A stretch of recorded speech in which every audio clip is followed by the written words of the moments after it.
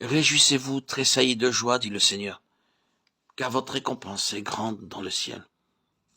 Pour nous, le bonheur est une question de chance, de santé, de richesse, de réussite, de célébrité.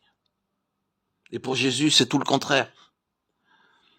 Jésus ose nous dire, heureux sont ceux que vous croyez malheureux, et malheureux sont ceux que vous croyez heureux. Quel renversement des valeurs prioritaires de nos vies. Dans la perspective du bonheur éternel que Dieu nous convie à partager avec lui, on comprend ce que Jésus veut nous dire. Oui, c'est vrai. Dans la perspective de la vie éternelle, richesse, pouvoir, célébrité sont des mauvais investissements, car on les perd en mourant. La résurrection des morts comble de bien les affamés et les affligés, mais renvoie les puissants et les riches les mains vides.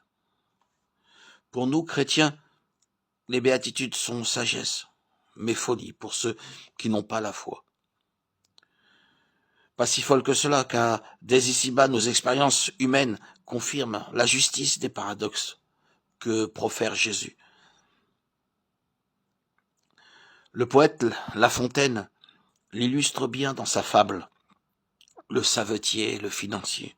Le savetier chante toute la journée, tant qu'il est pauvre, mais quand il hérite de la richesse du financier, il hérite aussi de ses angoisses. Et la joie le quitte. Nombre de riches et de célébrités que nous envions sont en fait des malheureux. Beaucoup ne supportent leur vie qu'en se rendant esclaves de graves addictions.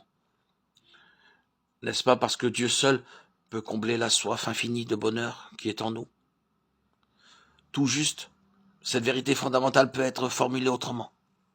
Seul l'amour, avec un grand A, peut nous combler de bonheur. Or, la richesse, la réussite, la célébrité détournent trop souvent notre cœur, aussi bien de Dieu que de l'amour vrai. C'est ce que nous dit le Seigneur. Malheureux celui qui se détourne du Seigneur. À vrai dire, le vrai bonheur, fruit de l'amour, nous ne le vivrons qu'au ciel. Plus exactement, nous le vivrons parfaitement qu'au ciel. Car, en prônant les béatitudes, Jésus, par son sermon sur la montagne, nous enseigne que même au cœur de nos pauvretés et de nos afflictions, notre vie ici-bas peut devenir, avec la grâce de Dieu, l'authentique commencement de notre bonheur éternel. Oui, par les béatitudes, Jésus nous appelle à choisir d'être heureux dès ce monde. Et il nous en donne le moyen infaillible.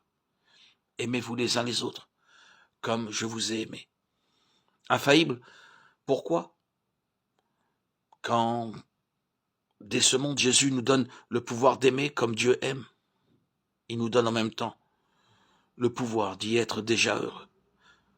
Malgré tout, serait-ce dans le dénuement, l'épreuve et la persécution?